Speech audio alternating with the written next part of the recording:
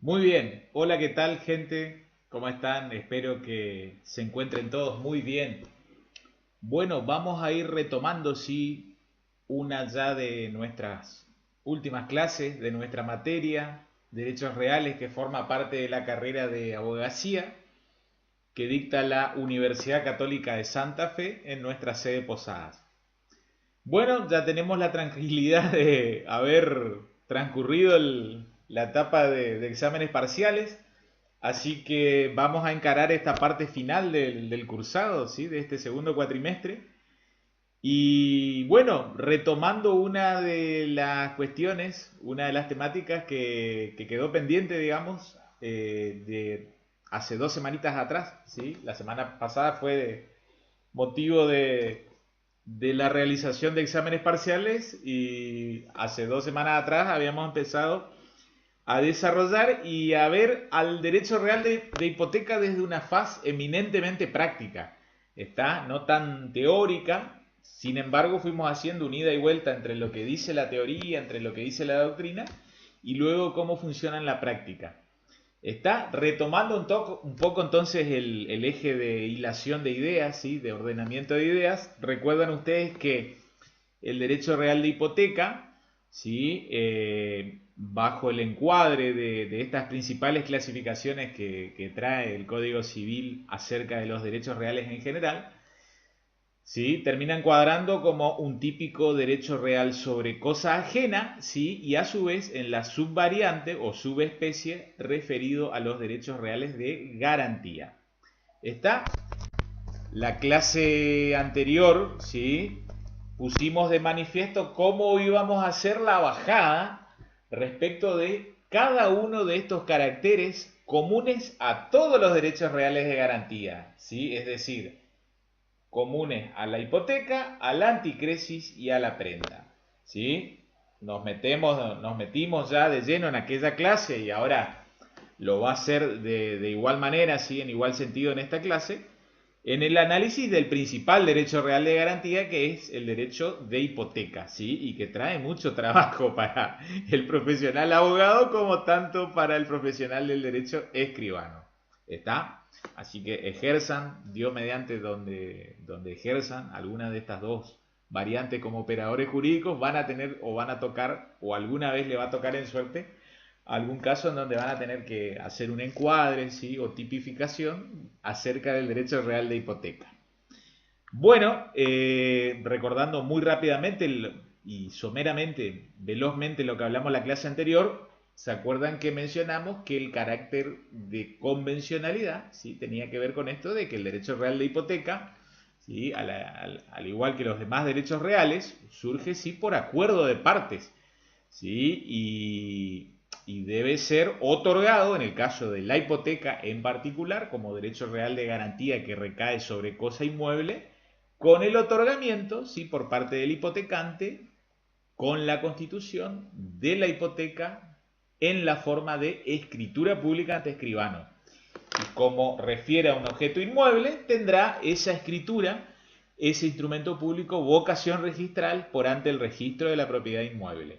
¿Está? Y fue lo que en cierta manera fuimos desarrollando en la clase anterior, ¿sí?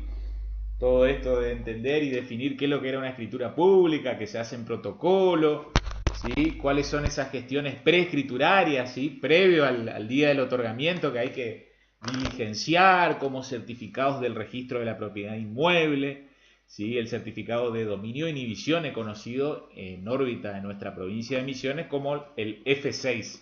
¿Está?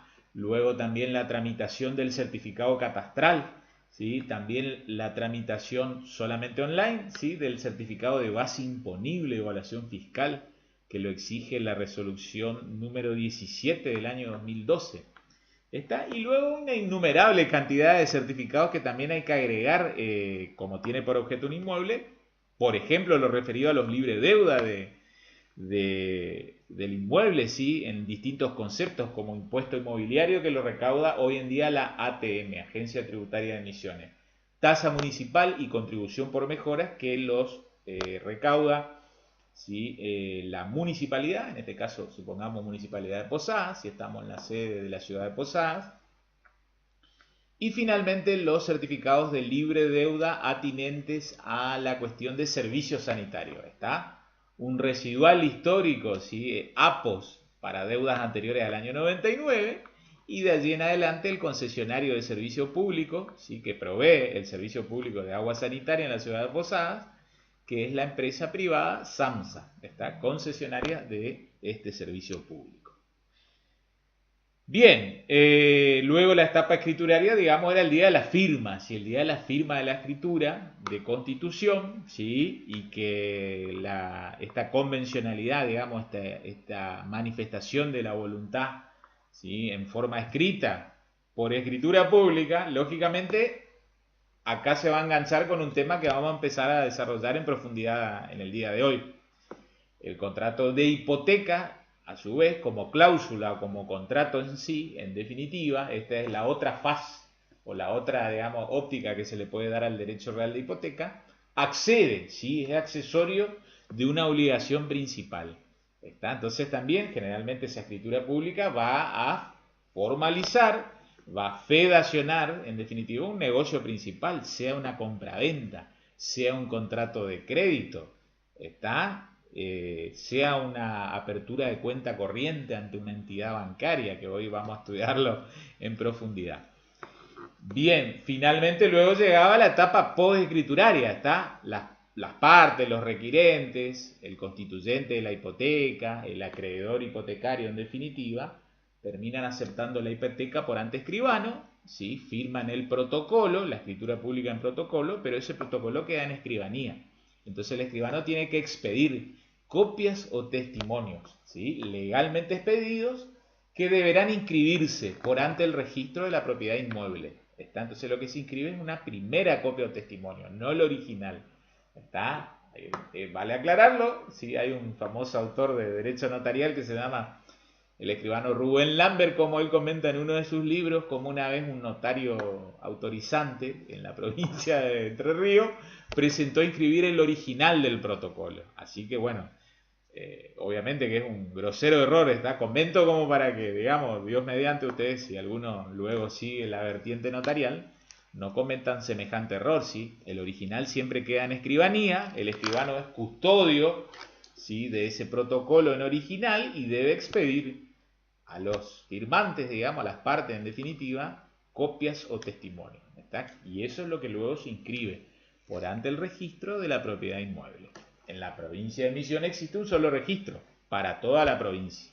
¿Está? Entonces, supongamos que el inmueble objeto de la hipoteca se encuentra en Iguazú, se encuentra en Oberá, se encuentra en Apóstoles, en Montecarlo, en El Soberbio, donde fuere. En algún momento deberá presentarse a inscribir, ¿sí? Copia o testimonio legalmente expedido de dicha escritura. Muy bien, entonces, haciendo entonces la introducción a la clase de hoy, ¿sí? Sacamos, digamos, el desarrollo en la clase precedente de todo lo referido a este carácter de convencionalidad, ¿sí? Acuerdo para constituir, ¿sí? Plena expresión de la voluntad por escritura pública. Está entonces descarten de lleno, descarten de pleno hipotecas judiciales.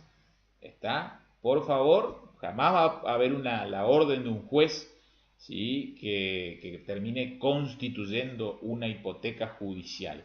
A lo sumo lo que puede ser es que un juez, por ejemplo en una causa penal, ¿sí? Tome como caución real, en definitiva, como garantía real, por ejemplo para materializar, ¿sí? y digamos en definitiva permitir, por ejemplo, la liberación de algún sujeto que esté investigado, ¿sí? Que por ejemplo alguien que estaba en prisión preventiva pero que solicita prisión domiciliaria, ¿sí? Y entonces en el mientras tanto el juez de esa causa penal exige una caución suficiente. Bueno, a lo sumo va a permitir que esa persona otorgue una garantía hipotecaria, lo cual es poco utilizado en la práctica, pero esa garantía hipotecaria en definitiva surge de motu propio, de plena expresión de la voluntad del sujeto interesado por ante escribano, y que como tiene por objeto un inmueble, debe inscribirse por ante el registro de la propiedad. Cerramos entonces la idea y reafirmamos una vez más, ¿sí? La hipoteca únicamente va a surgir por acuerdo de partes. Está expresado por los mismos por ante escribano público. Repasamos también en la clase anterior, digo repasamos, aunque en realidad para muchos es contenido novedoso, ¿está? Y lo cual está perfectamente bien, sí, puesto que están estudiando la carrera de abogacía. Y de a poco comienzan a profundizar, ¿sí? Distintas cuestiones de las cuales hablaron alguna vez en parte general, en obligaciones o en contrato, pero, por ejemplo, nos metimos en el tema de los asentimientos conyugales, ¿se acuerdan que hablamos? Ojo con que si el que constituye hipoteca reviste estado civil casado, ¿sí? Y ahí era que teníamos que empezar a indagar el bien que pretende poner como objeto de garantía hipotecaria. Es un inmueble ganancial, entonces ojo porque asentimiento exigible por parte del cónyuge no titular del artículo 470 inciso A, ¿sí? Que justamente exige el asentimiento del cónyuge no titular para enajenación o gravamen de un bien registrable. Entonces los inmuebles, bienes registrables por excelencia, hay que pedir el asentimiento al cónyuge no titular. ¿Está? Ojo también porque puede ser que el inmueble, si bien no es ganancial, bajo esta óptica de calificación dual de los bienes en un régimen de comunidad que permiten distinguirlos en bienes propios y gananciales, puede que sea propio, pero a su vez es asiento de la vivienda familiar. ¿Está? En cuyo caso, ¿sí? A pesar de que no es ganancial, va a haber que solicitarle el asentimiento nuevamente al cónyuge titular, no titular, ¿está? Porque lo exige, así lo exige el dispositivo legal previsto en el artículo 456 del Código Civil y Comercial, ¿está? Que alude a que hay que solicitarle el asentimiento al cónyuge no titular siempre que se va a efectuar una disposición de los derechos sobre la vivienda familiar. No distingue si derechos reales o personales, pero acá, sí, estamos en el caso de constitución de hipoteca, claro ejemplo en este caso, de un gravamen, ¿sí? Una, en definitiva, disposición de un derecho real, ¿sí? Entonces hay que pedirle el asentimiento al cónyuge no titular. Otro supuesto, ojo que si estamos en la otra forma de familia, ¿sí? Admitida desde el 1 de agosto del 2015, que le da estatus jurídico el Código Civil y Comercial, ¿cuál es la referida a la unión convivencial? Pero no cualquier unión convivencial, ¿sí? Puesto que recuerdan ustedes que la unión convivencial puede estar registrada o no registrada. Y el escribano interviniente deberá exigir asentimiento por parte del conviviente no titular, en este caso no hablamos de cónyuge, sino conviviente no titular, en caso de que la unión convivencial esté registrada. Entonces supongamos ese conviviente, dueño, titular de ese inmueble, pretende hipotecarlo.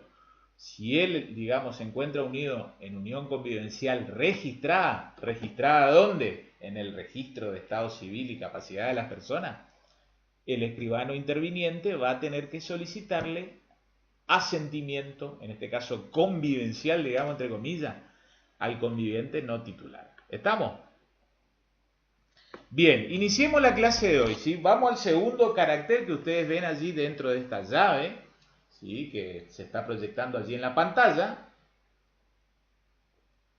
Hablamos de este carácter común a todos los derechos reales de garantía, pero que en el cual vamos a tener mucho para hablar en referencia al derecho real de hipoteca. Hablamos de la accesoriedad, ¿sí? Vean qué interesante esta cuestión de accesoriedad, ¿sí? Encontramos, digamos, la manifestación legal, digamos, la receptibilidad legal en la letra del propio Código Civil y Comercial en el artículo 2186.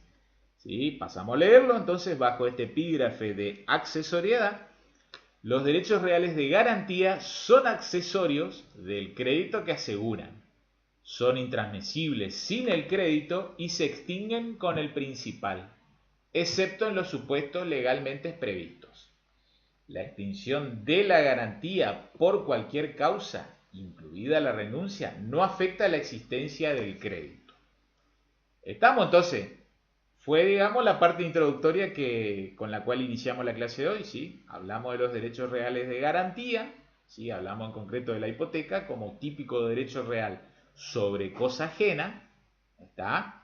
Y en función de garantía, ¿sí? Función de garantía, no de uso y goce, digamos, de disfrute en cierta manera, sino función de garantía, ¿está? Y sabemos que el acreedor hipotecario ejerce su derecho real sin tener que realizar ningún acto posesorio, ¿sí? No tiene posesión de la cosa para poder materializar o ejercer su derecho real de hipoteca, puesto que no hay desplazamiento, inclusive en este caso, lógicamente estamos en presencia de una cosa inmueble, ¿sí? Inmovilizada.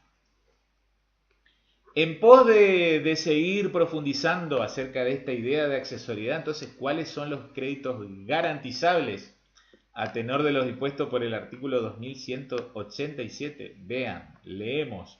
Se puede garantizar cualquier crédito, puro y simple, a plazo, condicional o eventual, de dar, hacer o no hacer. ¿Ven cómo ahí aparece el tríptico obligacional? Al constituirse la garantía, el crédito debe individualizarse adecuadamente a través de los sujetos, objeto y su causa, con las excepciones admitidas por la ley. ¿Sí? Ya digamos, la parte final del 2187 es como que está dejando la posibilidad, ¿sí? El ingreso de un tema muy polémico, digamos, los últimos 20, 25 años dentro del derecho privado argentino. ¿Sí? Que ya adelanto un poco, digamos, nos vamos a meter en el análisis de las denominadas hipotecas abiertas. ¿Está? Reitero el tema de las llamadas hipotecas abiertas. ¿Está? Que a renglón seguido vamos a empezar a profundizar. ¿Estamos? Bien.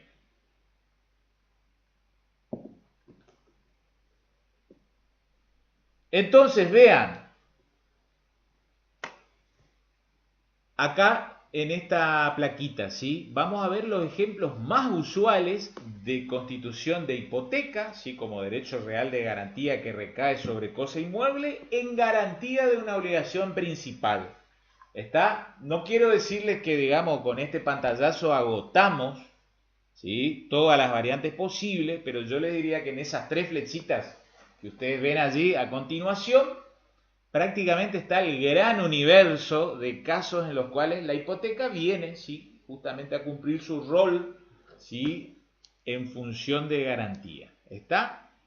Vamos por ahí al caso más utilizado en la vida cotidiana y que Dios mediante que le va a dar a ustedes más laburo al momento en que comiencen a ejercer esta apasionante carrera de abogacía.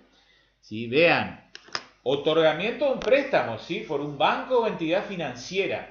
¿Está? Entonces el tomador del préstamo, y hoy de a poquito vamos a ir ampliando el horizonte y la visión, van a ver que hasta hay veces que podrá hasta una persona distinta del deudor del préstamo a garantizar con hipoteca. ¿Está? Simplemente voy mencionando como para ir abriendo las mentes. ¿Está?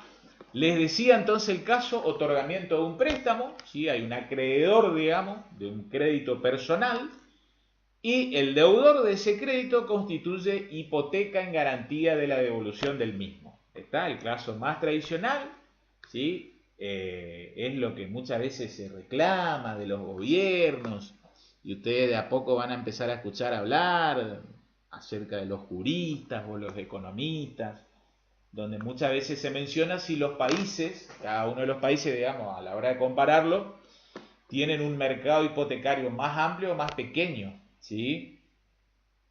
De una manera así muy descriptiva, muy básica, ¿sí? Pero vean, por ejemplo, en España, el derecho español, como para que tengan una idea aproximada, entre el 15 y el 20% de los inmuebles que anualmente, por ejemplo, se compran y venden en el derecho español, lo hacen con un crédito hipotecario. ¿Está? Entonces, eso posibilita, digamos, ¿sí? Moviliza los activos y permite que la gente hasta pueda garantizar, ¿no es cierto?, materializar un derecho constitucional, ¿sí? Esto que hablamos en su momento, ya a la hora de hablar de protección de la vivienda, ¿no es cierto? Como lo es el acceso a una vivienda, ¿sí? Una vivienda digna.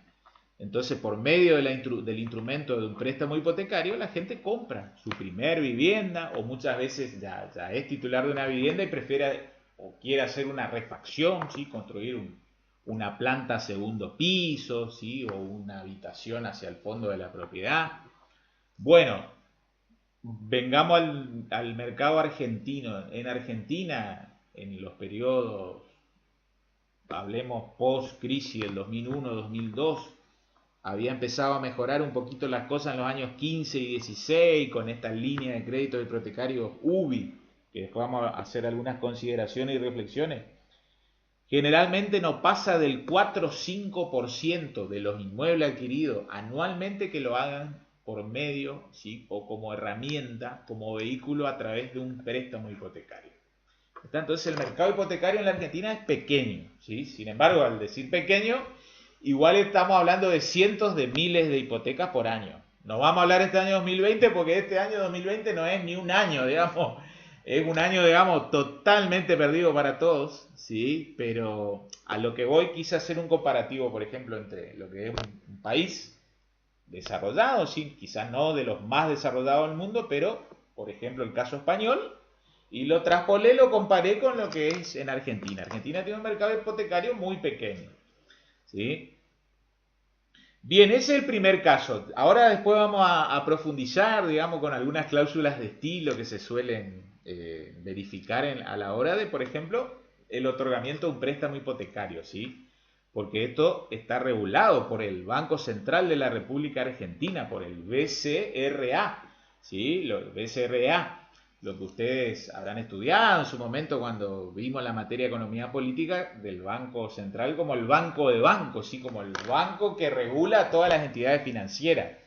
En pos de eso, digamos, y en pos de clarificar, digamos, la política crediticia y financiera de los usuarios y consumidores, establece, por ejemplo, modelos o proyectos tipo de contratos de préstamo hipotecario. Entonces, distintas comunicaciones, así se llaman, digamos, estas especies normativas que dicta y publicita el Banco Central de la República Argentina.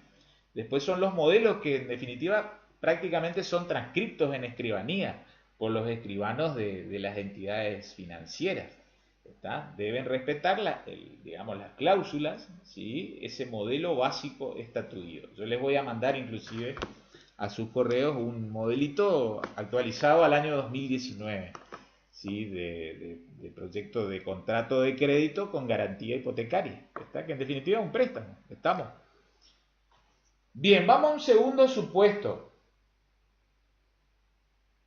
también muy utilizado, ¿sí? Sea, digamos, entre particulares, digamos, un típico y clásico vendedor que vende su inmueble, ¿sí? Vean esto de constitución de hipoteca en garantía del saldo de precio adeudado en una compraventa inmobiliaria. ¿Se entiende el supuesto? ¿No es cierto? Ustedes saben que la compraventa de inmueble, para transferir el derecho real de dominio, debe hacerse bajo la forma escritura pública, ¿sí? Así lo establece el artículo 1017, inciso A del Código Civil y Comercial. Entonces, ¿qué sucede? El vendedor le vende al comprador, pero el comprador no le paga, no le abona la totalidad del precio. Entonces queda un saldo de precio por abonarse, ¿sí? Financiado a 12 meses, 24 meses, 36 meses.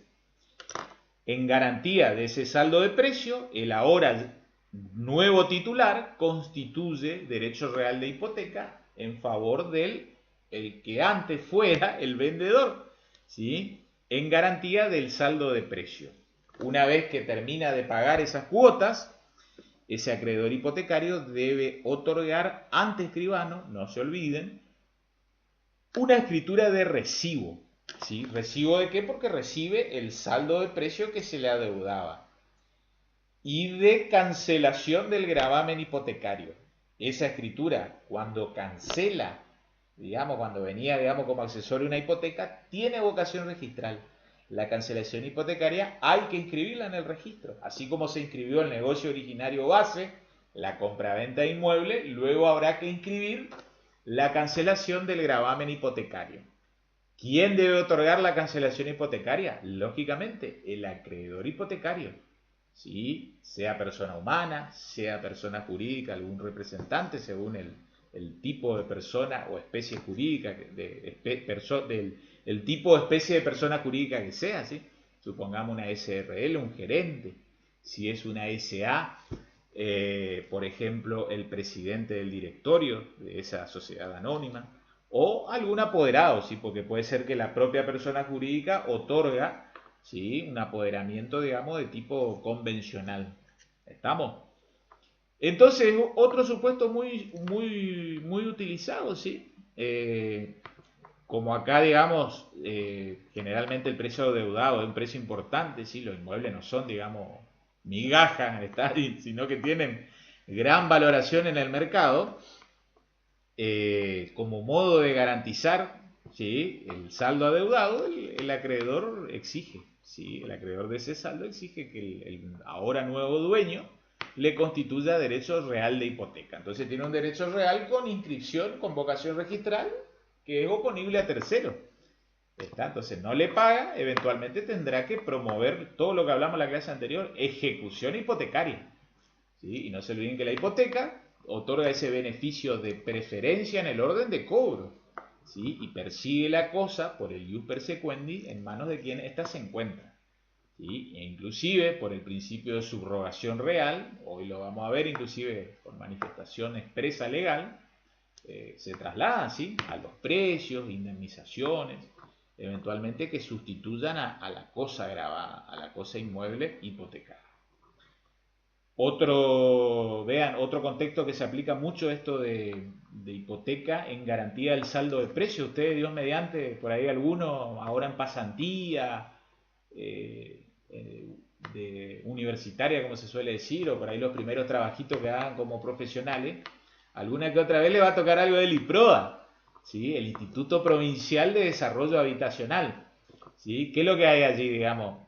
Hay toda una normativa administrativa y demás, pero en definitiva está la figura del adjudicatario, que va pagando, digamos, mes a mes, durante 10, 20, 30 años su cuota. En algún momento hay, digamos, distintas políticas, va cambiando el organismo, hay veces que el organismo decide esperar hasta que pague la última cuota para recién hacerle el título, o sea, otorgarle una escritura traslativa de dominio en favor del adjudicatario que terminó de pagar todas las cuotas, ¿sí? Recién allí le otorga el título. Hay veces que en otros barrios, ¿sí? Que lleva adelante, digamos, la construcción y comercialización el IPROA, le otorga ya con anterioridad a que el adjudicatario termine de abonar todas las cuotas. Supongamos que es un crédito a 20 años, ¿sí? O a 30 años. Allá por el año 5 o el año 10 que va transcurriendo ya se formaliza el título, ¿sí? Y por el saldo de precio el IPRODA se garantiza con hipoteca sobre el inmueble. Entonces ahí hay mucho trabajo, uno ve mucho en la práctica, compraventa de inmuebles, transferencias de dominio otorgada por el IPROA y a favor de los adjudicatarios, ahora dueño titular del derecho real de dominio. Simultáneamente en el mismo acto, ese dueño constituye hipoteca en favor del IPROA. ¿Está? Volvemos a la misma lógica del caso de una compraventa con saldo de precio entre particulares. Cuando ese dueño, digamos, adjudicatario, que era en definitiva, termina de abonar todas las cuotas, el IPRODA tiene que otorgar una escritura de cancelación de hipoteca. Y esa escritura de cancelación, por ante escribano, debe inscribirse, ¿sí? Por ante el registro de la propiedad inmueble. ¿Está? Entonces ahí ven otro caso que se verifica en la práctica. Así que esto que estamos hablando es cotidiano. ¿Sí? Yo esa es un poco la idea que más le quiero trasladar, como para que ustedes se vayan acercando de a poquito a la práctica, ¿sí? Y uno creo que cuando se va acercando a la práctica, cuando uno no ve tan lejano ese derecho que lo ve en los libros, en la teoría o en los videos, creo que como que le va perdiendo el miedo, ¿sí? Van a ver que el derecho es apasionante, ¿sí? Bien, y así llegamos al tercer y polémico caso, ¿sí? que frente a los casos 1 y 2 que recién fuimos enumerando y describiendo, su proporción es ínfima. ¿Está? Pero por ahí puede ser que ustedes tengan algún familiar, comerciante o industrial, ¿sí? Alguna que lleve adelante alguna actividad forestal, yerbatera, ganadera, agrícola, ¿sí? O actividades de exportación e importación, ¿sí? Acá en una provincia como la nuestra, que es un apéndice, digamos, dentro de lo que es Mercosur, ¿por qué no? Vean, constitución de hipoteca en garantía, nuevamente, a ver, vamos a ver cuál es la obligación principal, de saldo deudor de cuenta corriente mercantil o bancaria. ¿Sí? Ustedes vienen hablando ya todo el año con la doctora Rosas de este Código Civil y Comercial Unificado 2015, ¿no es cierto? Y habrán hablado de contratos, digamos, tanto bancarios como mercantiles. Y resulta ser, y ahora después nos vamos a meter en la letra y análisis de las disposiciones legales, que hay tanto una cuenta corriente, tanto que antes se llamaba mercantil, como bancaria. ¿Sí? ¿Cuáles son ejemplos de actividades, por ejemplo, de cuenta corriente mercantil? Así se suele trabajar, por ejemplo, en materia de provisión, digamos, de las petroleras. ¿Sí? Las petroleras que, digamos, frente al estacionero, digamos, al dueño de la estación de servicio, ustedes saben que lo que el tema de combustible y demás, cuando viene el camión cisterna y descarga, digamos, el combustible en los tanques subterráneos, son miles y millones de pesos, ¿no es cierto? Que el dueño de la estación de servicio representa una deuda frente al proveedor de combustible, ¿sí? Generalmente estas grandes empresas, algunas nacionales, otras multinacionales que proveen, digamos, el combustible. Entonces, hay un sistema como en cualquier relación, digamos, de proveedor a comerciante, de cuenta corriente, ¿sí? El proveedor manda, digamos, el combustible, en definitiva, el bien, y ahí eso surge un débito en la cuenta, en el debe y el haber, digamos, entre ese proveedor y el comerciante local, ¿sí? Que es el que luego va a vender al consumidor o usuario final el combustible. Entonces, ¿qué sucede? Como son montos, digamos, muy importantes, hablamos de a veces de millones, cientos de millones de pesos, el proveedor originario, digamos la petrolera, se garantiza, ¿sí? Que ese saldo deudor, si eventualmente a una determinada fecha, ¿sí? No es saldado, eventualmente tiene una garantía hipotecaria con la cual, digamos, tiene la sartén por el mango, por así decirlo, puede ejecutar ese saldo deudor de la cuenta mercantil. Está inclusive, por ahí alguno tiene algún pariente que tiene alguna agencia de quiniela. El IPLIC también, frente a algunas agencias de quiniela más importantes, trabaja con esa modalidad. ¿Sí? Entonces el agenciero constituye en favor del IPLIC, así como el dueño de la estación de servicio en favor de la petrolera, una hipoteca por el saldo de precio adeudado. ¿Sí? Es como que yo le diga al 31 de diciembre de 2020, ¿sí? Es como que a su vez cada proveedor, supongamos la petrolera o el IPLIC, le autoriza a que haya cierta deuda, pero supongamos no más de 10 millones de pesos de deuda, en cuyo caso el extracto de saldo deudor hace las veces de título ejecutivo. Eso lo habrán estudiado con Carolina cuando analizaron los contratos de cuenta corriente mercantil. Y lo mismo en el ámbito bancario, ¿sí? Y acá es interesante, sí, porque esto es una herramienta que, digamos, vino con el neoliberalismo en la Argentina en la década del 90, ¿sí? El gobierno, digamos, del doctor Carlos Saúl Menem, que empezó digamos, a dinamizar toda esta economía que veníamos, digamos, le dio un maquillaje inclusive jurídico, que el derecho empezó a tomar nuevos aires, como con el contrato de fideicomiso, de leasing. ¿Y qué pasaba? En la década del 80 estos contratos recibían, digamos, la crítica absoluta por parte de los grandes profesores y maestros de Derecho Real. Decían, no pueden haber hipotecas abiertas. ¿Sí? ¿Por qué hipotecas abiertas? Porque cuando nace la constitución de la hipoteca, probablemente aún no se haya generado la obligación que justifica que haya, digamos, una obligación principal a la cual accede, es accesoria la hipoteca. Es decir, estamos en presencia de créditos indeterminados o eventuales. Entonces la doctrina en aquellos años, sí, el maestro Jorge Alterini, e inclusive una de las, digamos, ministras de la Corte Suprema actual, como Elena Hayton en su primer postura, eran, digamos, muy críticos de estas llamadas hipotecas abiertas. ¿Sí? Con algunas variantes y pequeñas diferencias, sostenían de que no se cumplía, como lo vamos a ver ahora a continuación, más adelante, el requisito de especialidad. ¿Sí? Sobre todo la especialidad en cuanto al crédito. ¿Está? Pero es un simple anticipo.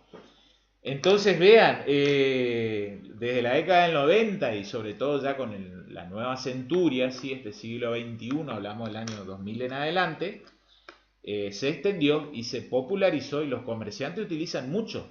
Siempre hubo el contrato de cuenta corriente, digamos, bancaria, ¿no es cierto? En el contrato de cuenta corriente, tradicionalmente el comerciante, ¿qué es lo que hace? Deposita dinero y se trabaja con un instrumento fenomenal que ustedes lo van a estudiar en profundidad en Comercial 2, que es el cheque.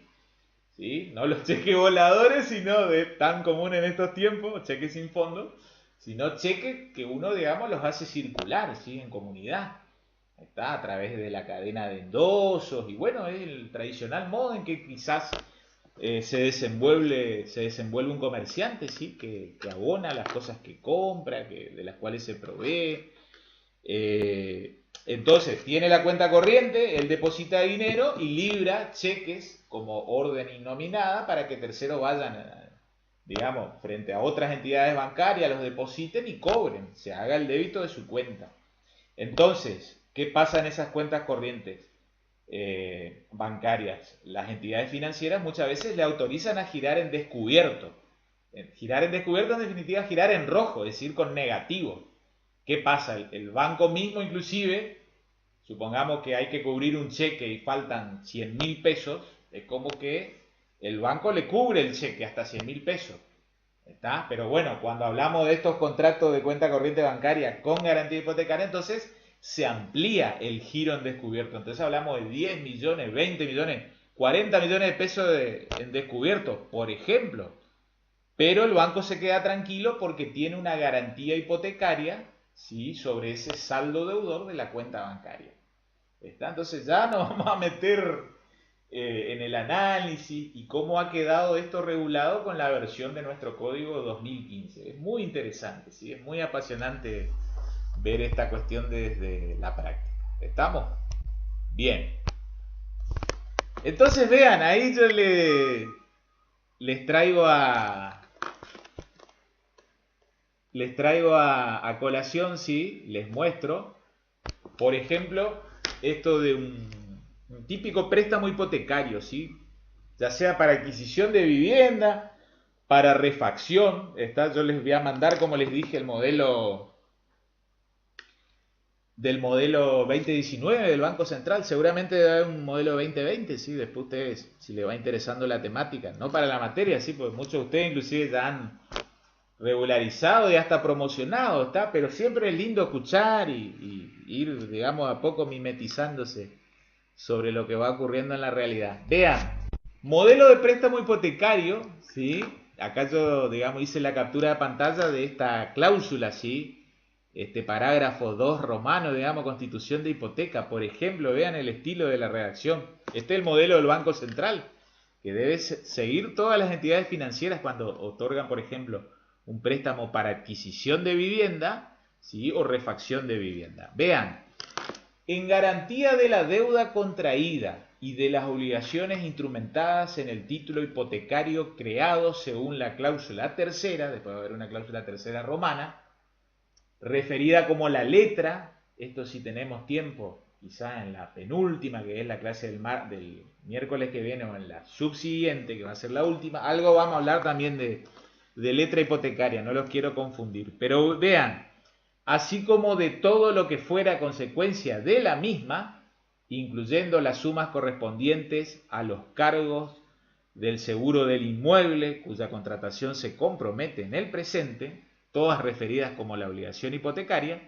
y sin perjuicio de la responsabilidad que asume de responder por el cumplimiento de obligaciones, de dichas obligaciones con todos sus demás bienes y presentes y futuros, patrimonio como garantía común de los acreedores, ¿sí? 242 del Código Civil y Comercial y 744, si mal no recuerdo, el deudor grava con derecho real de hipoteca en primer grado de privilegio a favor de el acreedor el inmueble cuyas características se deslindan de inmediato, con todas las mejoras que contiene y las que se introduzcan en el futuro. Y ahí, digamos, este proyecto dice detallar en forma completa. Ya vamos a estudiar, esto tiene que ver con la especialidad en cuanto al objeto, cómo hay que describir un inmueble en el contexto de una hipoteca, ¿sí? Que va a ser de igual manera que, por ejemplo, en una compraventa. ¿Está?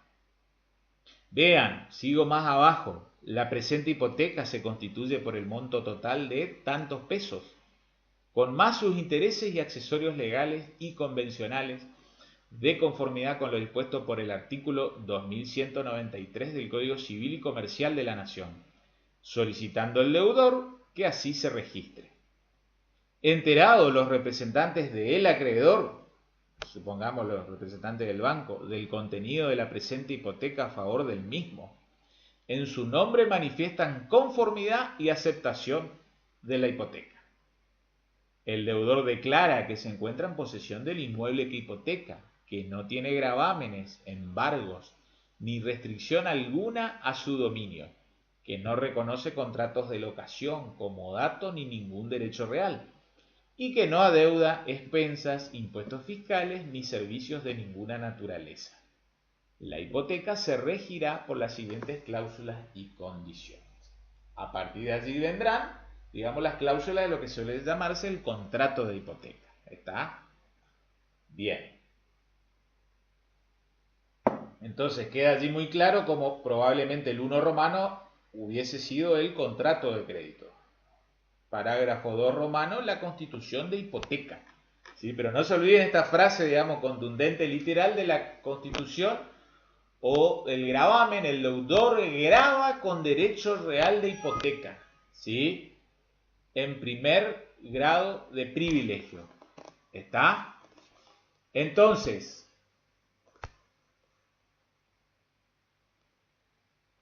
vean, vamos aclarando entonces esta cuestión. Vean, corto un ratito y ya continúo. Les decía, estábamos analizando entonces este caso primero, ¿sí? Otorgamiento de un préstamo y en garantía, ¿sí? Que viene a acceder, ¿sí? La constitución de la hipoteca. Vamos al segundo supuesto, ¿sí? Ahí un poco las capturas de pantalla que he efectuado tienen que ver con esta mecánica tradicional del IPRODA, ¿sí? Constitución de hipoteca en garantía del saldo del precio adeudado en una compraventa inmobiliaria. ¿Sí? Ahí ven esta parte literal de que la parte adquirente declara, ¿sí? Parágrafo A, minúscula, que acepta esta escritura de compraventa formalizada a su favor por estar redactada de acuerdo a lo convenido. ¿Sí? El IPRODA le está vendiendo en definitiva el inmueble, la vivienda. ¿Sí? B, que en garantía de la suma de pesos, y hay una suma X, ¿sí? En definitiva, allí transcripta, que queda adeudado como saldo de precio con más sus intereses, multa y todo otro gasto emergente de este contrato, sin perjuicio de responder con los demás bienes que le pertenecen, nuevamente, patrimonio como garantía común de sus acreedores, grava con derecho real de hipoteca en primer grado de privilegio, a favor del Instituto Provincial de Desarrollo Habitacional, el inmueble que adquiere en este acto determinado como, y ahí viene, ya nos vamos a meter en profundidad, en detalle, en qué consiste la especialidad, el principio de especialidad en materia hipotecaria en cuanto al objeto. ¿Estamos? Vamos al tercer supuesto, vean. Constitución de hipoteca en garantía del saldo deudor de cuenta corriente mercantil o bancaria. ¿Sí? ¿Qué sucede aquí? Es lo que hablábamos, ¿sí? Cuenta corriente mercantil o bancaria. El texto allí transcripto un poco trasunta, da la idea de que una cuenta corriente, digamos, comercial, bancaria, vean, que en garantía de los saldos resultantes, obviamente estamos hablando de saldo deudor, que eventualmente pudieran arrojar a favor de, por parte de los señores, tal, la cuenta corriente mercantil o las que pudieran surgir posteriormente, que mantiene en los libros de la misma los señores tal, proveniente de la entrega por cualquier título de las mercaderías y productos que aquella fabrique, comercializa y o distribuye, así como de su financiación, gastos que devengue la cobranza, intereses, pagarés, letras de cambio o cualquier otro papel de cometido que entregue, avale o endose para documentar sus deudas, así como de toda deuda que por cualquier concepto, sea cual fuere la forma en que la misma estuviera instrumentada y la moneda de pago en que deba ser cancelada, graban con derecho real de hipoteca en primer grado de privilegio a favor de la persona hasta la suma de pesos X y por el término de tantos años los siguientes inmuebles de su propiedad. Ahí inclusive hay varios inmuebles como objeto de la garantía hipotecaria. ¿Está? Ahí ya viene inclusive el comentario del autor de este artículo. Vean, el texto que hemos transcrito es uno de los tantos modelos de hipotecas utilizadas en el ámbito comercial o financiero para garantizar, como vemos de su lectura, una generalidad de créditos indeterminados, consignándose el monto máximo de la garantía y el plazo de la misma. ¿Sí? Es lo que llamaríamos hipotecas abiertas. Entonces, como le comentaba, hubo a comienzos de la década del 80, cuando empezaron a llegar a nuestro país, digamos, ¿sí? Muchos cuestionamientos, digamos, en órbita. En la práctica es así, sobre todo en el mundo comercial, no tanto en aquel entonces en el mundo bancario, ¿sí? Pero se empezaron a hacer esta hipoteca. ¿Qué pasaba? Había mucha incerteza jurídica, ¿sí? Cuando muchas veces el acreedor hipotecario pretendía llevar adelante la ejecución hipotecaria, ¿sí? El deudor hipotecario planteaba en la ejecución hipotecaria la inhabilidad de título y algunos jueces otorgaban la razón al deudor hipotecario. ¿Sí? Entonces es como que, como le estoy diciendo, década del 80, década del 90, muchos cuestionamientos, ¿sí? Finales de la década del 90 es como que empieza a surgir la doctrina que empezó a analizar, digamos, con mayor detalle esta figura, ¿sí? Por ejemplo, el maestro Julio César Rivera, ¿sí? Elena Hayton, que inclusive muta de opinión ya a favor, digamos, de estas figuras de garantía hipotecaria abierta. Y hay un trabajo muy interesante del año 2004 que precisamente se dan a llamar hipotecas abiertas, ¿sí? Cuyo autor es Mauricio Boreto, ¿sí? Lo recomiendo para leer, busquen, creo que algo pueden encontrar en internet. Mauricio Boreto, B larga y doble T. Hipotecas abiertas. Y él hace, digamos, una fantástica síntesis de cómo fue la evolución de esta figura en la doctrina, en los fallos jurisprudenciales que se plantearon hasta aquel entonces. Y en cierta manera es, digamos, un seguidor de Rivera, y como les dije, Rivera era proclive, digamos, en ir, digamos, aceptando la legalidad de esta figura. ¿Qué argumentos empezaron a surgir en aquel entonces? En decir, si bien el crédito aún no ha nacido, está indeterminado, lo importante es que se trabaja con la noción de relación jurídica, ¿sí? Y por ahí alguno, hasta de parte general, debe recordar que la relación jurídica es un vínculo entre dos o más personas tutelado por el derecho, que tenía distintos elementos, sujeto, objeto y causa. Siempre y cuando en el instrumento de constitución estén los elementos de esa relación jurídica, sujeto, objeto y causa, luego no se podrá predicar la inhabilidad de títulos por créditos que nazcan con posterioridad, puesto que ya ha nacido la relación jurídica base. ¿Está? Entonces, por ejemplo, un contrato de apertura de crédito, como se suele decir en cuenta corriente, cuando algún comerciante va y obtiene una cuenta corriente comercial, ¿sí?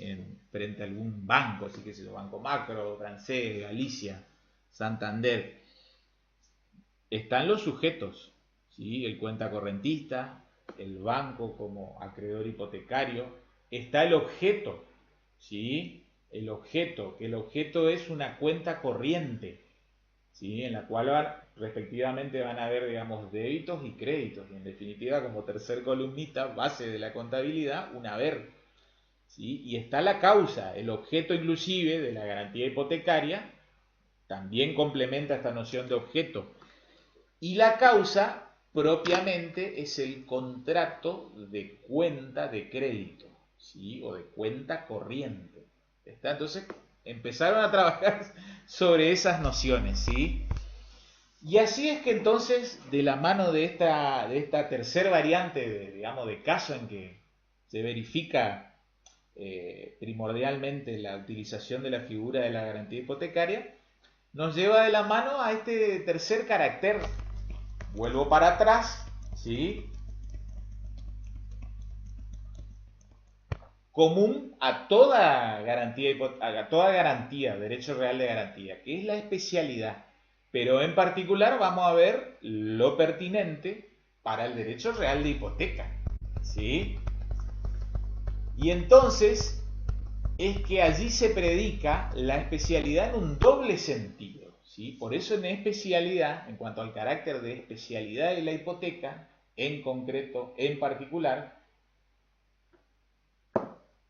tenemos que distinguir entre la especialidad en cuanto al objeto y la especialidad en cuanto al crédito. Este último aspecto de especialidad en cuanto al crédito está directamente ligado a la cuestión de la accesoriedad, en particular para este tercer caso, de la llamada o denominada hipoteca abierta, ¿sí? La hipoteca abierta, ¿sí? Otros la llaman también hipoteca de máximo. Por orden, digamos, y cuestión metodológica, vamos ordenadamente al primer sentido que uno refiere o predica la especialidad. Vamos a la especialidad en cuanto al objeto, ¿sí? Encontramos un dispositivo legal genérico aplicable a todo derecho real de garantía, artículo 2188. ¿Sí? Especialidad en cuanto al objeto. Vean cómo dice literalmente ese epígrafe. Paso a leerles. Cosas y derechos pueden constituir el objeto de los derechos reales de garantía. Ese objeto debe ser actual y estar individualizado adecuadamente en el contrato constitutivo. Sabemos en concreto, y ya vamos haciendo la bajada para hipoteca, el objeto de la hipoteca necesariamente es una cosa inmueble.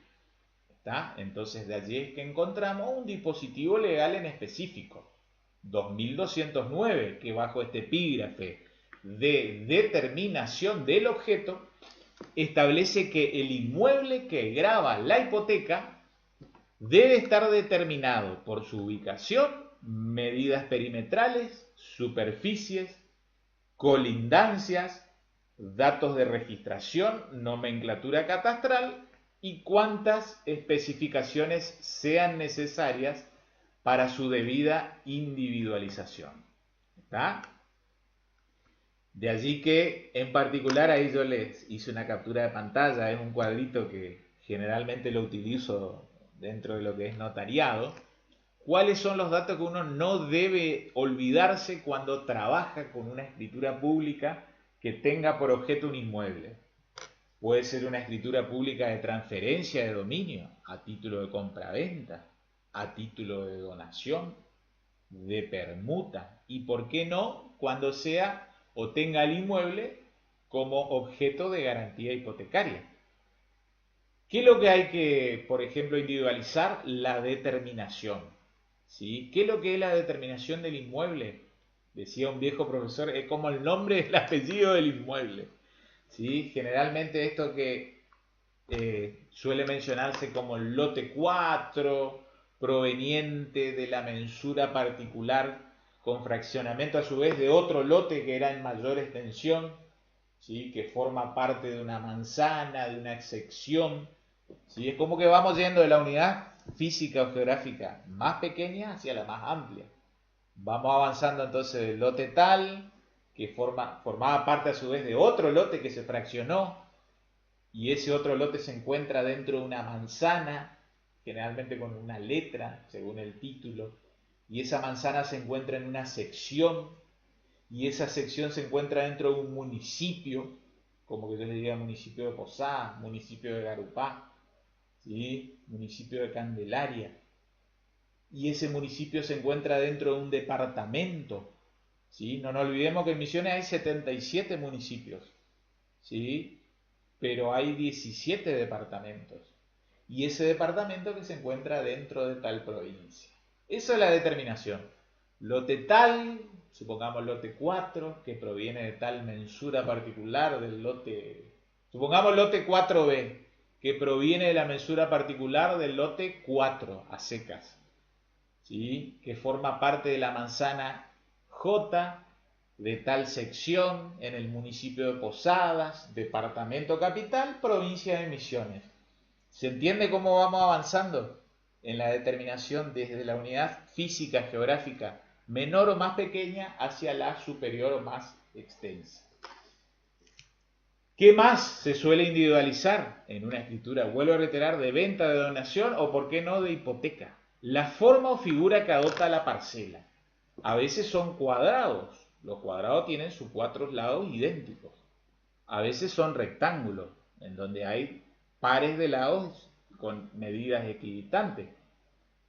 Genéricamente hablamos del polígono, ¿sí? El polígono es una figura cerrada que puede tener 4 lados. ¿Por qué no podría ser un triángulo? O puede tener una cantidad de lados, digamos, irregular, ¿sí? Cuando uno trabaja con inmuebles rurales, generalmente tienen más de 10 o 15 lados o rumbo, como se suele decir.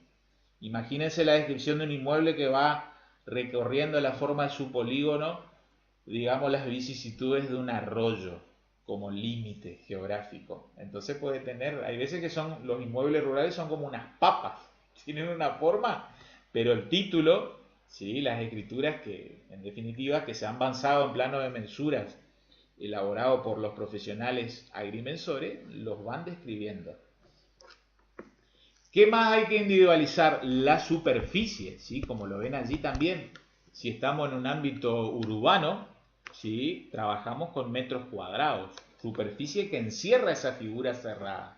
Y si trabajamos con un ámbito de un inmueble rural, trabajamos con hectáreas, ¿sí? Generalmente hectáreas, áreas y centiáreas. Ya van a ver algún día algún título rural.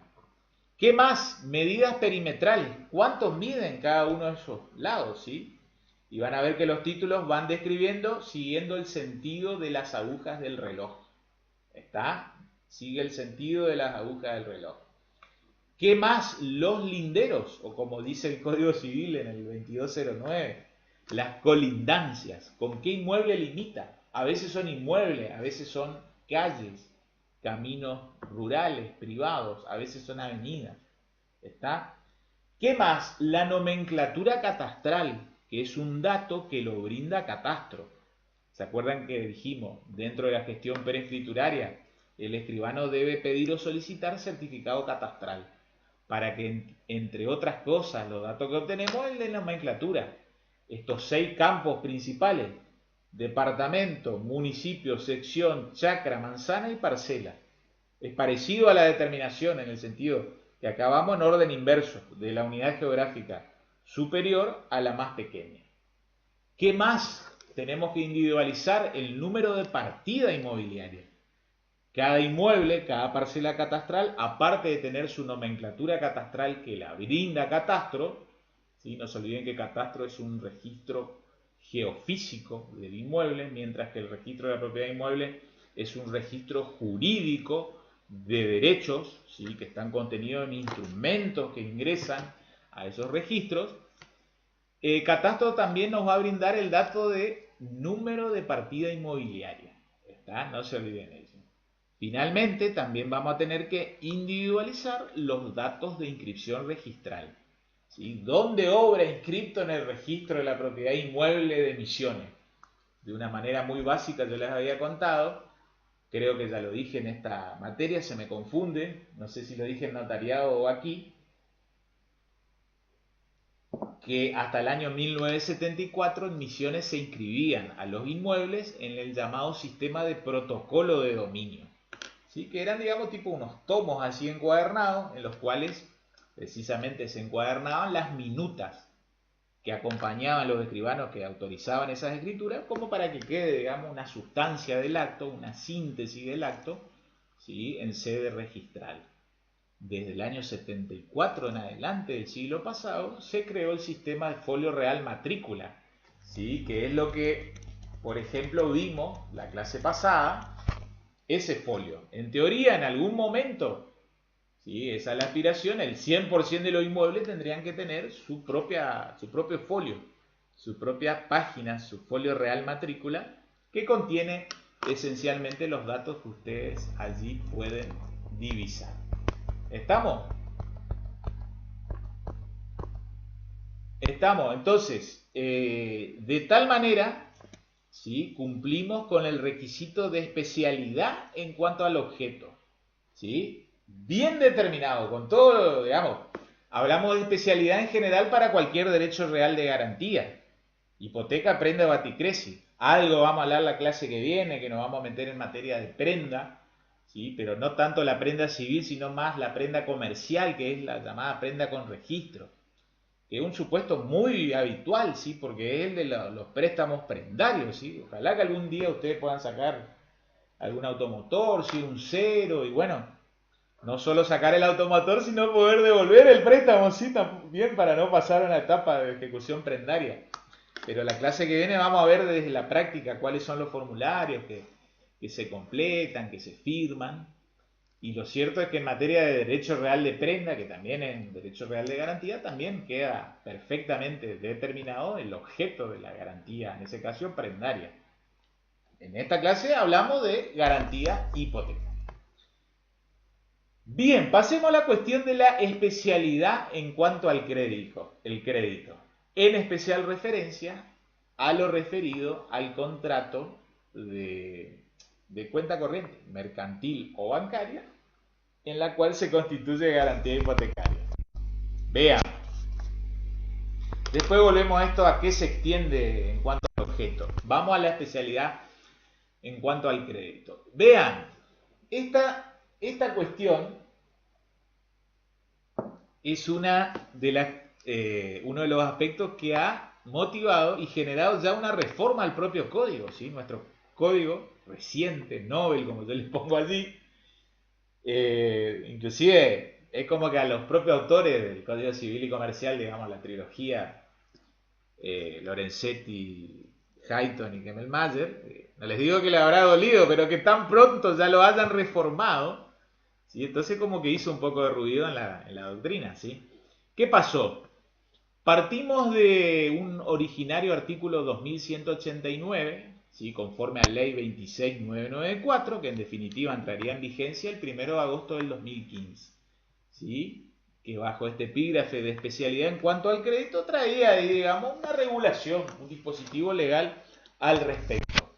Me interesa quedarnos con este dispositivo de esta ley de reforma, la ley 27271, que por ahí ya les puede resultar familiar, porque cuando estudiamos en la clase anterior la cuestión del plazo de vigencia del asiento registral, ¿se acuerdan que yo les conté que les dije que Código de Vélez, según Ley 17711, y nuevo Código Civil y Comercial, según Ley 26994, se trabajaba con un plazo de vigencia del asiento registral de 20 años? Pero esta ley, la 27271, que entró en vigencia en concreto el 15 de septiembre del 2016, le había cambiado el plazo y lo elevó a 35 años de vigencia del asiento. Bien, ¿qué más? Esa misma ley cambió también este artículo 2189 y cambió entonces la manera de entender esto de la especialidad en cuanto al crédito. ¿Qué es en definitiva la especialidad en cuanto al crédito? Partimos de un concepto general que está previsto en el primer párrafo. En la Constitución de los Derechos Reales de Garantía debe individualizarse el crédito garantizado, indicándose sujeto, objeto y causa. ¿Se acuerdan que es lo que yo le dije? Que dijo ya Boreto, Mauricio Boreto en el 2004, en su obra Hipoteca Abierta. Hay que individualizar la relación jurídica. Hay que individualizar los elementos de la relación jurídica, sujeto, objeto y causa, de la cual van a empezar a surgir eventualmente esos créditos más adelante, a futuro. Vean, se considera, un poco lo que les subrayo, satisfecho el principio de especialidad en cuanto al crédito si la garantía se constituye en seguridad de créditos indeterminados, que es lo que ocurre en la cuenta corriente mercantil y bancaria, sea que su causa exista al tiempo de su constitución o posteriormente. ¿Estamos? Siempre que el instrumento contenga la indicación del monto máximo. De allí que a estas hipotecas también se las llama, aparte de hipoteca abierta, se las llama hipotecas de máximo. Les decía, indicación de monto máximo garantizado en todo concepto. Otro requisito de que la garantía se constituye es de máximo. Otro requisito, y del plazo al que se sujeta, el que no puede exceder de 10 años. ¿Se entiende?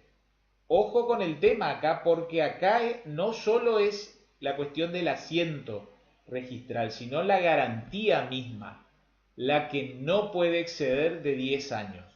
Entonces, eventualmente en estos contratos de cuenta corriente mercantil o bancaria con hipoteca abierta, habrá que renovar, habrá que prorrogar, y toda prórroga debe acaecer antes de que fenezca el plazo, antes de que se cumpla el plazo. ¿Está? Pero acá trabajamos con un plazo de 10 años. ¿Está? Entonces, esto obliga cuanto menos a que cada 10 años el cuenta correntista y la entidad bancaria, ¿sí? O el cuenta correntista, por ejemplo, esa petrolera, renueven esa garantía. Vean, la garantía no obstante subsiste, el vencimiento del plazo, en seguridad de los créditos nacidos durante su vigencia. ¿Está? Es decir, los créditos que tuvieron su origen durante el plazo de vigencia de la garantía abierta, de la hipoteca abierta. ¿Está? Entonces, esto es texto vigente según ley 27271. ¿Estamos? Bien. De tal manera hemos desarrollado lo referente a la especialidad, sea en cuanto al objeto, con toda la cuestión que hace digamos, a la técnica notarial de determinación, deslinde e indicación de los demás datos de individualización de los inmuebles, y esta cuestión de especialidad en cuanto al crédito. No se olviden que en definitiva siempre hay que indicar un monto máximo de la hipoteca. Sea una hipoteca clásica, digamos, desde la clásica, supongamos un saldo de precio, ¿sí? O un típico caso de compraventa de crédito otorgado por una entidad bancaria o financiera, ¿sí? Y se constituye hipoteca por hasta cierta cantidad, ¿sí? De pesos. ¿Estamos? Entonces, o para una hipoteca abierta, ¿está? Pero para la hipoteca abierta lo importante es que se individualice esa relación jurídica, ¿sí? Con sus tres elementos: sujeto, objeto y causa. ¿Qué es lo que cubre la garantía hipotecaria? Artículo 2193. Se extiende al capital adeudado, a los intereses posteriores a su constitución, como así también a daños y costas posteriores que provocase el incumplimiento. Los intereses, daños y costas anteriores a la constitución de la garantía quedan comprendidos en su cobertura solo en caso de haberse previsto y determinado expresamente en la convención. Entonces tiene que haber acuerdo de parte. Si hay silencio, solo lo que ocurre luego de la constitución. ¿Qué más ya lo anticipamos por esta característica de ius persequendi, ¿sí? Y el ius preferendi, en definitiva, de preferencia en el orden de cobro. La garantía se traslada de pleno derecho sobre los bienes que sustituyen a los gravados, sea por indemnización, precio o cualquier otro concepto que permite la subrogación real. ¿Sí? Supongan una indemnización de un seguro, ¿sí? O una indemnización en definitiva proveniente de un proceso de expropiación. En caso de extinción parcial del objeto, la garantía subsiste, además, sobre la parte materialmente restante. Última cosita en cuanto a especialidad. Vean, tenemos que ver también el dispositivo legal, esa misma ley que cambió el plazo de vigencia del asiento de la hipoteca en el registro de 20 a 35. Esa misma ley que cambió el dispositivo legal de cómo entender el principio de especialidad para hipoteca, ¿sí? En cuanto al crédito, también incorporó este famoso y polémico tema que tanta discusión da en la actualidad y tanto trabajo da a los abogados, de los llamados créditos UV o UBI, unidad de vivienda. ¿Sí? Es como, digamos, tuvo una aspiración, parecía que Argentina iba a ser Suecia de aquí a 10 o 15 años. Entonces mucha gente se embaló, tomó créditos, ¿sí? Que en definitiva ustedes van a ver si alguna vez pueden acceder al texto hipotecario, texto escriturario de esta hipoteca. No hablan de pesos, sino que hablan de UBIs. ¿Sí? ¿Qué es lo que son los UBIs? Las unidades de vivienda, ¿sí? Y el artículo 6 de esa misma ley, vuelvo a reiterar, año 2016, establece que el valor inicial en peso de la UBI, unidad de vivienda, sería determinado por el Banco Central, utilizando como referencia la milésima parte del valor promedio del metro cuadrado construido con destino a vivienda en la República Argentina. ¿Sí? De tal forma que 1000 UBIs serían equivalentes a 1 metro cuadrado. Está, entonces lo que valga en metro cuadrado es lo que en definitiva ellos iban a tener que terminar devolviendo. Y acá es que hubo, digamos, una pelotera financiera, económica. Imagínense, luego vino el 2018, tremenda devaluación del 2019 y este 2020 que trabajamos con un dólar oficial, más 35, más 30, un despelote absoluto. Pero bueno, vean, vamos a la cuestión que nos interesa, ¿sí? Esa propia ley entonces tuvo que prever, ¿sí? Y regular algo al respecto para que los créditos hipotecarios para vivienda o refacción que se otorgasen en su contexto cumplan con el requisito de especialidad en cuanto al crédito. ¿Está? Por eso es que ven, por ejemplo, este artículo 22 de que si se tratara de hipotecas a constituirse para garantizar obligaciones de la presente ley, el requisito de especialidad en cuanto al crédito se considerará cumplido nuevamente, individualizando el crédito garantizado e indicándose sujetos, objeto del crédito y causa. Los registros de la propiedad inmueble inscribirán los gravámenes, dejando constancia que los importes cubiertos por la garantía se encuentran sujetos a la cláusula de actualización del artículo 6. ¿Sí? Porque ese metro cuadrado iba a ir subiendo. Está, y de hecho fue subiendo. Está, entonces las hipotecas celebradas con arreglo a lo determinado en dicha ley 27271 tendrán efectos contra tercero interesado y de buena fe, no solo por la cantidad cierta inicial de la deuda, sino por la que corresponda adicionar como consecuencia de la cláusula prevista en el artículo 6, con más los intereses que se adeudaren y daños y costas posteriores que provoque el incumplimiento. Último párrafo, en caso de procederse ejecutivamente al cobro del crédito, la ejecución deberá promoverse por la suma que en definitiva arroje su importe como consecuencia de la aplicación de la cláusula de actualización a la fecha de iniciación, sin perjuicio de la ampliación al día del pago. Este es uno de los temas más candentes, ¿sí? Y que para el que se dedica a la abogacía está generando mucha consulta y muchas veces la representación en juicio por los conflictos generados o acaecidos. Mucha gente se embaló en esta cuestión, ¿sí? La propia ley, en cierta manera, previó allí un mecanismo de protección que permitía que el deudor hipotecario, en caso de que esa suba comenzaba a ser desmedida y establecía, digamos, un umbral a partir del cual le otorgaba la facultad al deudor hipotecario de requerir o rogar al acreedor hipotecario que al menos le extienda el plazo de devolución. ¿Está? Es decir, iba a tener que seguir pagando la misma cuota, pero por más tiempo. En definitiva, porque tenía que devolver más. ¿Sí? Bueno, eso en una primera instancia motivó, ¿sí?, de que gente que, por ejemplo, que sacó un préstamo hipotecario por 20 años, luego, como digamos, quedaban dos alternativas: seguir devolviendo en el mismo plazo mucha mayor cantidad de plata en cada cuota mensual, o seguir pagando la misma cuota durante más tiempo. La mayoría de la gente decidió pagar la misma cuota durante más tiempo.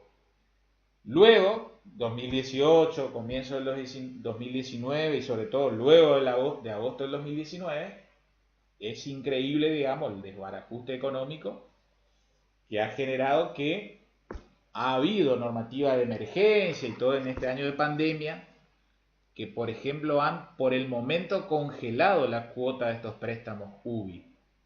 Pero es un congelamiento, digamos, a medias, porque en el mientras tanto se mantiene congelado, pero luego de que pase el proceso de emergencia, lo no pagado, que ya aumentó, también deberá ser devuelto. ¿Sí? Esto debe consensuarse luego entre deudor y acreedor hipotecario. Así que bueno, no quiero meterla en esa temática, como alumnos de grado que son, quise traerles, digamos, a colación, ilustrarles un poco esta cuestión de los famosos créditos UBI, que yo entiendo que, Dios mediante, ustedes cuando egresen van a seguir teniendo caso, Dios mediante, de esto, sea que trabajen en un juzgado o que por ahí les toque en el estudio la concurrencia de algún cliente con dicho interés. ¿Está? Pero vean, la ley era del 2016, a eso quiero llevarle. Estamos en el 2020 y pareciera que pasaron 25 o 30 años en nuestro país.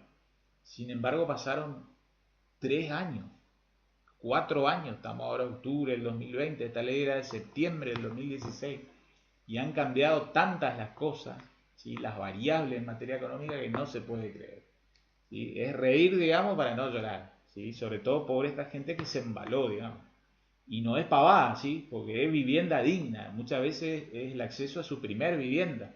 Muchos locatarios que se embalaron, que en vez de pagar una X cuota en concepto de canon locativo mensual, decidieron, digamos, destinarlo al pago de la devolución de un crédito hipotecario. ¿Está? Así que bueno. Último carácter común a todo derecho real de garantía. ¿Sí? Aprovechamos y repasamos: convencionalidad, accesoriedad, especialidad e indivisibilidad. ¿Sí? Este carácter, ¿sí?, está allí descrito en el 2191, que bajo este epígrafe de indivisibilidad dispone este artículo que los derechos reales de garantía son indivisibles. Esta indivisibilidad consiste en que cada uno de los bienes afectados a una deuda y cada parte de ellos están afectados al pago de toda la deuda y de cada una de sus partes. ¿Sí? ¿Qué pasa? Hay veces que inclusive no solo se hipoteca un solo bien, un solo inmueble, pueden ser varios inmuebles. El acreedor cuya garantía comprenda varios bienes puede perseguirlo a todos conjuntamente, supongamos promueve ejecución hipotecaria a todos ellos, o solo a uno o algunos de ellos, con prescindencia de a quién pertenezca o de la existencia de otras garantías. Y vean cómo en este último párrafo del 2191, en cierta manera, se aligera. ¿Sí? No es tan contundente o tajante esta indivisibilidad, puesto que hay un cierto margen para la autonomía de la voluntad. Vean, puede convenirse la divisibilidad de la garantía respecto del crédito y de los bienes afectados. O sea, divisibilidad en cuanto al crédito o en cuanto a la garantía hipotecaria. También puede disponerla el juez fundadamente a solicitud del titular del bien, siempre que no se ocasione perjuicio al acreedor o a petición de este último si hace a su propio interés. Digamos, vamos a lo más característico. ¿Esto qué significa? Supongamos que era un préstamo de 5 millones de pesos y uno afecta un inmueble como objeto de garantía hipotecaria. Supongamos que vamos al día, gracias a Dios, tuvimos trabajo, pudimos cumplir en tiempo y forma cada una de las cuotas. ¿Sí? Era un préstamo a devolver en 20 años, vamos por el año 15, ¿sí? Eso significa que a pesar de que nos está faltando, digamos, una pequeña parte, una colita de la devolución del préstamo, todo nuestro inmueble sigue estando afectado íntegramente al pago de ese saldo de deuda. Está todas y cada una de las partes de nuestro inmueble. No hay manera de decir, digamos, concurrir a la justicia y decir, señor juez, por favor libéreme.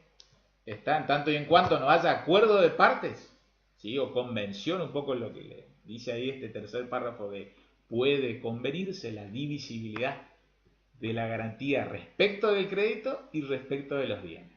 ¿Estamos? Bien, vamos encarando los últimos temas, así como para ir terminando la clase del día de la fecha. Otro tema interesante, ¿sí? Y que se ve en la práctica, ¿sí? Esto ocurre a veces, la llamada hipoteca de terceros. Algo yo les anticipé. El constituyente de la hipoteca, ¿sí? Puede que no sea el deudor de la obligación principal. Está entonces esto llamado de la hipoteca de terceros, yo le pongo allí entre comillas, es la situación del hipotecante no deudor de la obligación principal al cual el gravamen hipotecario accede, ¿sí? Lo cual es perfectamente viable. Y encontramos varios dispositivos de nuestro Código Civil que hoy regulan. Ya había en el Código Velezano, pero bajo otra denominación. No tenía epígrafe el Código de Vélez, pero quizás con otro léxico. Vean, 2199, responsabilidad del propietario no deudor. En todo caso, quédense con esa, es la terminología propia que utiliza el código. Tradicionalmente en la doctrina notarial hablábamos de hipoteca de tercero, ¿sí? Como tercero ajeno al cumplimiento de la obligación principal. ¿Quién es este propietario no deudor? Vean, hay varias situaciones, básicamente dos, ¿sí? El propietario no deudor, sea un tercero que constituye la garantía. Supongamos, está Mario y Alejandra. Mario es el que toma el préstamo, ¿sí? Sin embargo, Alejandra es la que viene con su inmueble a garantizar la obligación de Mario. Entonces, Alejandra es tercera hipotecante, es propietaria no deudora. Con su inmueble viene a garantizar, solo con su inmueble, no con el resto de su patrimonio, viene a garantizar el cumplimiento de la obligación principal que está en cabeza de Mario.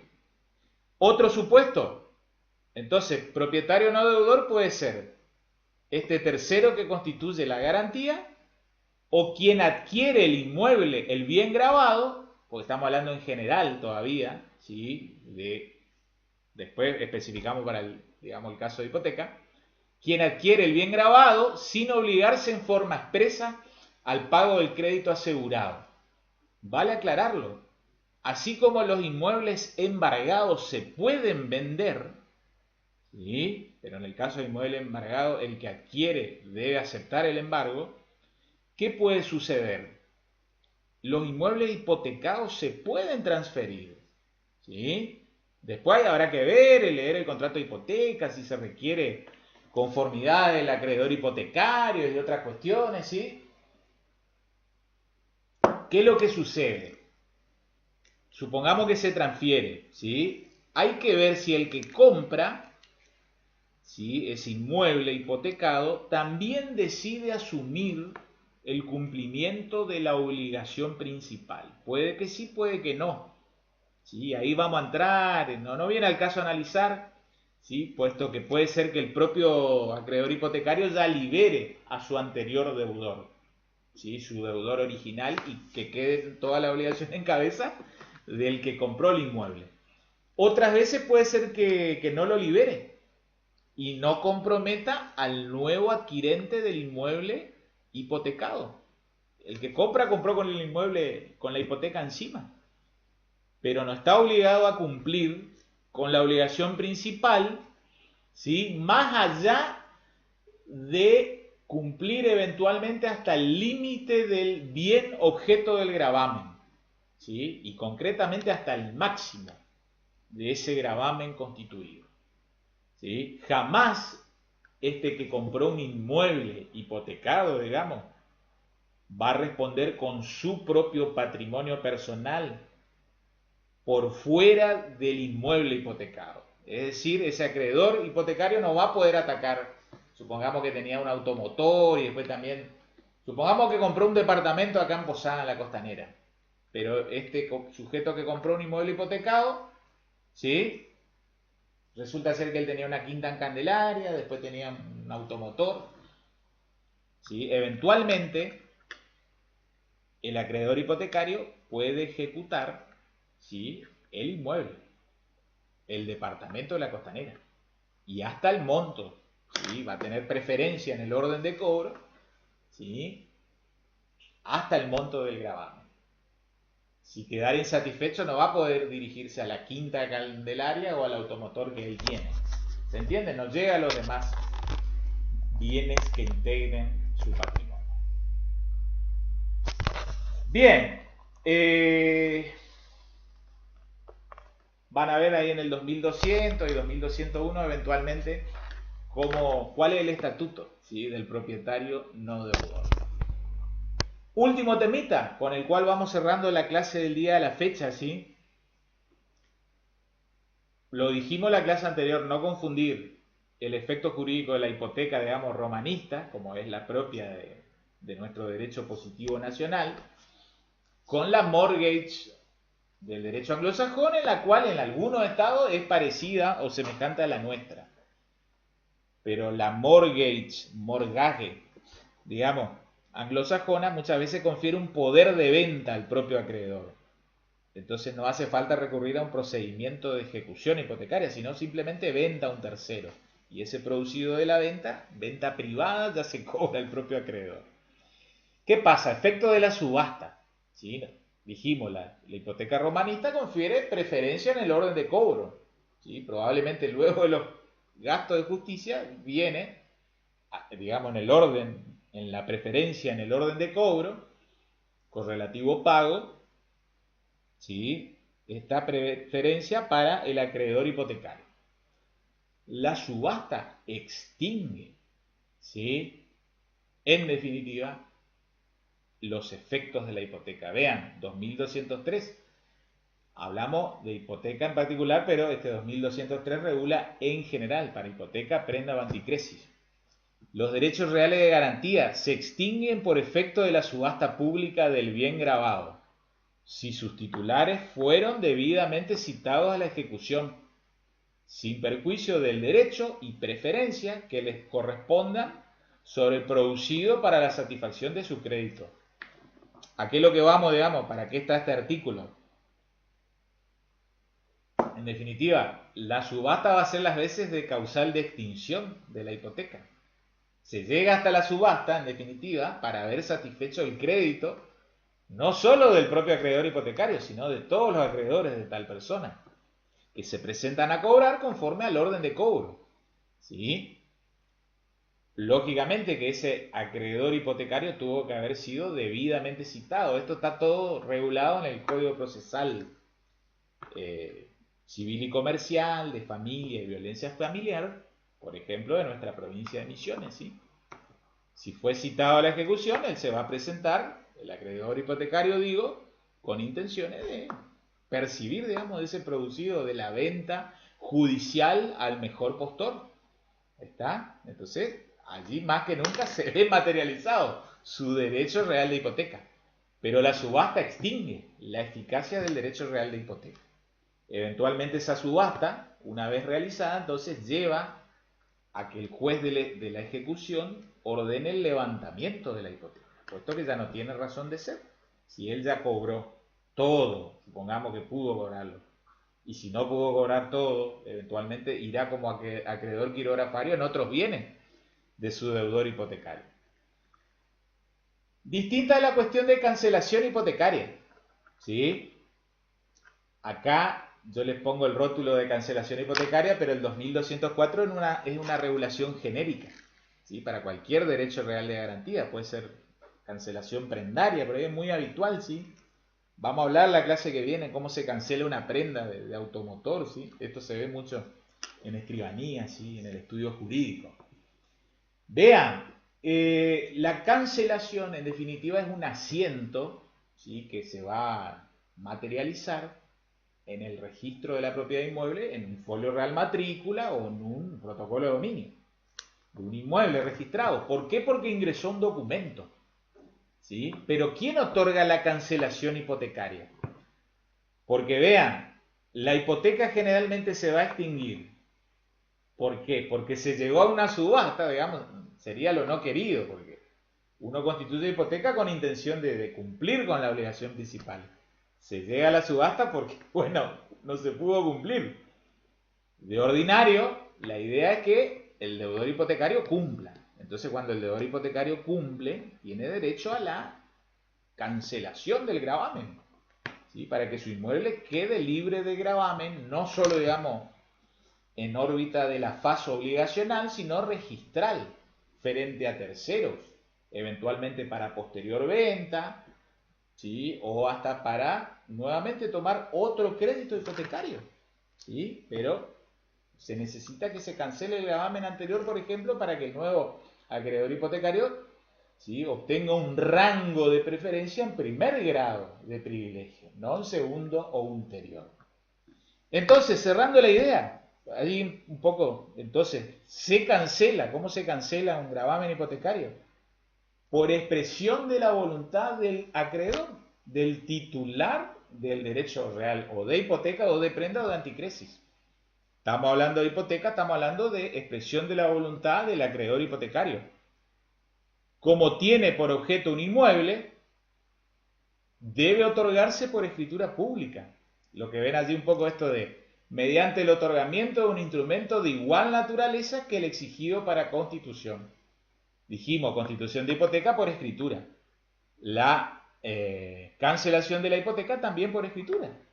Pero para la cancelación de la hipoteca no hace falta que concurra el deudor hipotecario, digamos, ¿sí? O supongamos que era una hipoteca de tercero, no hace falta que comparezca el deudor, este tercero, digamos, no hipotecante, ¿sí? El propietario no deudor, le quería decir. No hace falta. Concurre solo aquel que era el titular del derecho real de garantía, ¿sí? Si es hipoteca, tiene por objeto un inmueble, tiene que ir ante escribano, ¿sí? Y en una escritura muy simple, generalmente de un folio o foja de protocolo, él declara que ya ha percibido totalmente el precio, ¿sí? Y que en consecuencia se ordene solicita la cancelación registral del asiento de la hipoteca. ¿Está? Luego esa escritura, lo mismo otra vez, el protocolo queda en escribanía, ese escribano pide, ¿sí? Primera copia o primer testimonio que se presenta a inscribir en el registro, ¿sí? Se inscribe, luego se retira y se le entrega en mano, en definitiva, al deudor hipotecario, que por ese efecto en definitiva dejó de ser deudor hipotecario, al menos ya registralmente. Porque vean, es un poco lo que sucede en la práctica, principalmente en la práctica de las entidades bancarias. Si uno está acá en Posada, digamos, entonces hay alguien que toma un préstamo hipotecario. Cuando se hipoteca, generalmente el titular del inmueble también ese mismo día tiene que ir a la entidad bancaria con el título de propiedad. Y el título de propiedad, ese primer testimonio, primera copia, ¿sí? Queda en poder del banco hasta que se termine de devolver el préstamo. Entonces, supongan el banco hipotecario, ¿sí? O el banco macro, Misiones o Banco Galicia mandan a sede central, ¿sí?, la primera copia o testimonio. Cuando se termina de devolver el préstamo hipotecario, puntualmente, en forma, o por ahí si hubo un atraso, pero no se llegó a, digamos, a sede judicial, el deudor hipotecario tiene que solicitar, ¿sí?, que se otorgue la cancelación hipotecaria, ¿sí?, por algún representante de la entidad bancaria y que se le restituya la copia o testimonio. Entonces, es como que luego viene todo un paquetito. Mandan, digamos, de Buenos Aires, sede central, la primera copia o testimonio de su título del inmueble, y a la par le adjuntan ya la cancelación debidamente otorgada por ante escribano y consecuentemente inscripta en el registro. Es como que se le pone un moñito y se le entrega, digamos, al que en su momento ha sido el deudor hipotecario. ¿Estamos, gente? De esta manera, entonces, vamos cerrando el capítulo referente al derecho real de hipoteca. La clase que viene vamos a hacer algunas reflexiones sobre el derecho real de prenda, ¿sí?, también desde un punto de vista práctico, cómo funciona la práctica, ¿sí?, cuáles son los formularios que hay que firmar por ante escribano o por ante funcionario de alguna seccional del registro de la propiedad automotor, ¿sí?, cuáles son los formularios que, por ejemplo, vamos a hacer las veces como si fuera que compran un cero pero con garantía hipotecaria, ¿sí? Yo les voy a ir mostrando y proyectando en las plaquitas y bueno, espero que también resulte de plena utilidad, no solo para algún día resolver conflictos de algún cliente de ustedes, sino hasta para tener mayor cercanía con algún contexto que les toque en algún caso personal, ¿sí?, de ustedes mismos o de algún integrante de sus familias. Bueno, gente, muchas gracias por su atención. Cuídense a su gente y nos vemos en las clases que siguen a continuación en próximas semanas. ¿Está? Muchas gracias y chau, chau. Chau, chau, hasta luego.